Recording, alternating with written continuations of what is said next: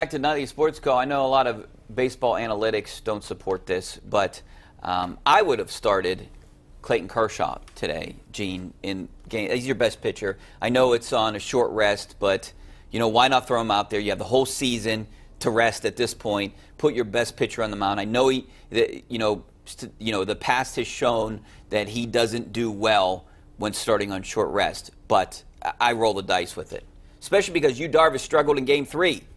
Yu Darvish hasn't been very good for the Dodgers. Wasn't very good with the Rangers. A lot of Pirate fans were upset when the Pirates didn't try and get him at the trade deadline. Looks like the Pirates might have been right about that. Yeah. All right. Let's go back out to the phone lines. We're going to go out to let's go to Bert in Bell Vernon. How you doing, Bert? Hi, Rich. Thanks. Yep. Yeah, guys, I was just wondering about Martavis Bryant. I think it's very important that they keep him on the team all year. Hopefully they can do that without violating any laws or rules. I think they should avoid a situation like they ran into with Blunt. Definitely you don't want to cut him and have him come back to haunt you in the playoffs or help another team get an advantage on you. I was wondering if you guys thought about something like that. Bert, no question. I agree with you. I don't think that. I think the LeGarrette Blunt situation taught them a valuable lesson on what could happen here. And there's no way that they're going to cut this guy right now. They didn't trade him. They think he can potentially help, Gene. I would see worst-case scenario for Bryant. They would make him inactive, and if he continues to be a problem, they would put him on that non-football injury list or something with some kind of mental illness or something. Steelers have made it pretty clear that they're willing to put up with a lot of stuff from Martavis Bryant. That's how talented they think he is. You're going to get what you want there, that's for sure. But at this point, Martavis is your third receiver, maybe, your fifth option on the team.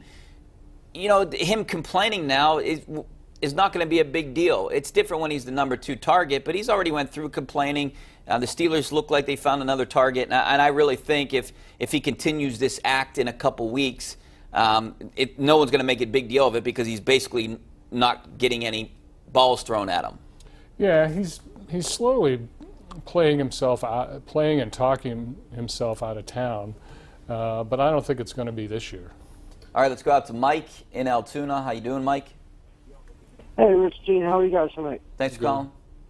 How big of an impact do you think Martavis Bryant's going to have now that he's not traded? How much impact on the Steelers? Yes. You know what, Gene, I don't think he's going to have really any impact. Maybe later in the season if he kind of keeps his mouth shut and doesn't say anything, flies under the radar, maybe they'll start using him. And, it might be an advantage for the Steelers later in the year because he might get some good matchups. Well, sure, if he's going to play the way he played last year, that's the big problem. The big problem is Martavis Bryant is not capable of playing the way he did 2 years ago, because he's missed so much time. That's really at the root of his problem. These ancillary problems, things that he says and things that people around him say to him are only exacerbating it. Can he be an impact player? Yeah, but I don't know about so much this year. Maybe, if the Steelers take it deep into January, first week of February, yeah, he can make a big play for you, but I don't see him turning them into a 30-point-a-game offense. And when you look at his stats, he's only catching 50% of the balls thrown in his direction. That's not good. I could see. I don't understand why I can see why he's complaining, but I don't think he was there yet to complain. He hasn't been catching anything. A couple big plays that he missed out on, but he hasn't been playing well, that's for sure. So. We'll go out to the phone lines again, and we're going to go out to Frank in Fineview. How you doing, Frank?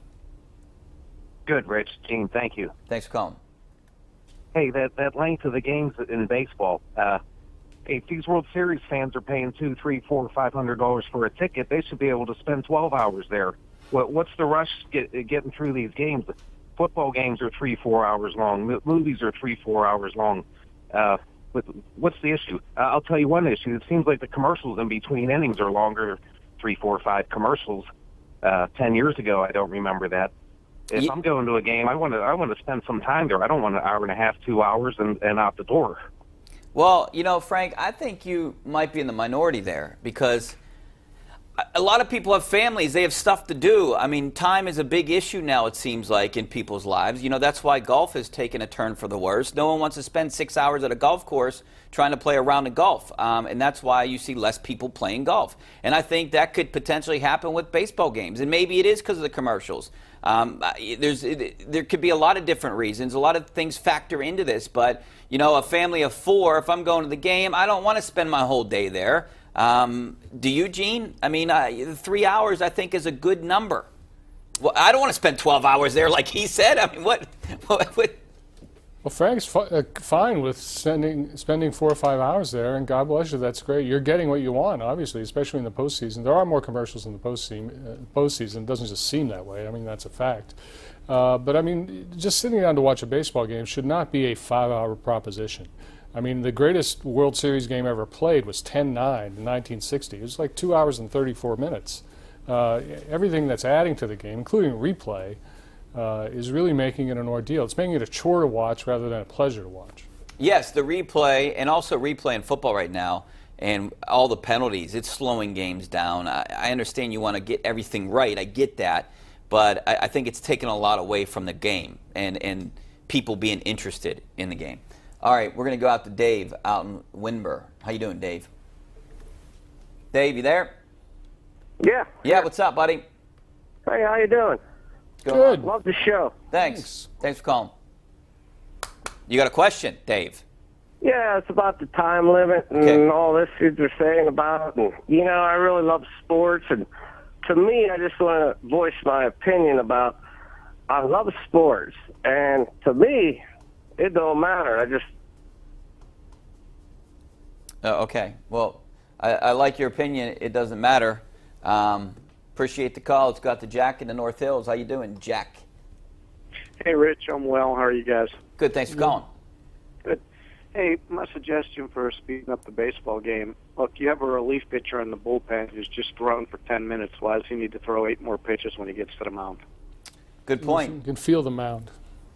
Yeah, I mean, I think there's a lot of things. If you take all these things and add it up, you know, you're looking at maybe 20 minutes, 30 to maybe 20 minutes. I don't know what if there's been some research done, but it's a significant time. You're talking about. How about a return to the bullpen cart? I love the bullpen cart. You don't see them anymore. No, you don't. Guys, how about guys running in, you know, and speeding up the game? I do like the pitch clock. I think it should be enforced. You know, I don't think you'll ever see anything drastic like the 3-ball walk or 2-ball strike or, you know, I mean, even a special time limit, you know, 3 hours. Because then if you start a game at 8 o'clock, you know it's done at 11.